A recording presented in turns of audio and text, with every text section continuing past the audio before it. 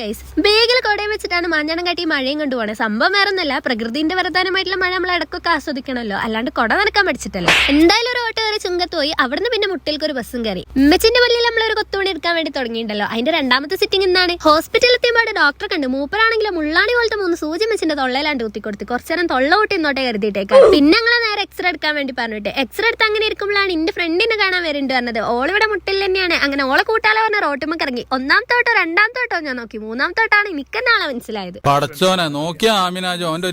ഞാൻ വീഡിയോ എടുക്കുന്ന ഓളോളെ ദിവ്യദൃഷ്ടിയിൽ മനസ്സിലാക്കിയിട്ട് വെല്ലിമ്മന്റെ ഫർദ മുഖമൂടെ കെട്ടിട്ട് വന്നിക്കാണ്. ഒരു മാസം കൊണ്ട് ഞാൻ നേടിയെടുക്കുന്ന അപമാനമാണ് ഒരൊറ്റ നിമിഷം കൊണ്ട് ഓൾ എനിക്ക് തന്നത്. അപമാനഭാരം നെഞ്ചു പേറിയിട്ടാണെങ്കിലും ഞാൻ ഓളെയും കൂട്ടി പോയിട്ട് എന്റെ 2-3 ഫോട്ടോസ് ഒക്കെ എടുത്ത് അതേണ്ട് പിന്നെ എക്സ്റേന്റെ റിസൾട്ട് ഡോക്ടർ കാണിച്ചിട്ട് നമ്മളെ അവിടെ നിന്ന് ഇറങ്ങി. പോരുന്നതായി കോൾ എനിക്ക് ഇത് കാണിച്ചു തന്നിട്ട് പറഞ്ഞു, ഇതാണ് ഇവിടുത്തെ പ്രേതങ്ങളുടെ ബംഗ്ലാവെന്ന്. ഇത് കാണുമ്പോൾ ഒരു സാമൂഹിക ജീവി എന്ന നിലയിൽ നമുക്കിത് വെട്ടിത്തെളിച്ച് വൃത്തിയാക്കാനൊക്കെ തോന്നുമെങ്കിലും ഇരുകാലികൾ നമ്മൾ പേടിക്കേണ്ടതിന്റെ ആവശ്യകത വളരെ കൂടുതലാണ്. അതുകൊണ്ട് നമുക്ക് മിണ്ടാതെ വരെ പോവാം. അപ്പൊ ബൈ.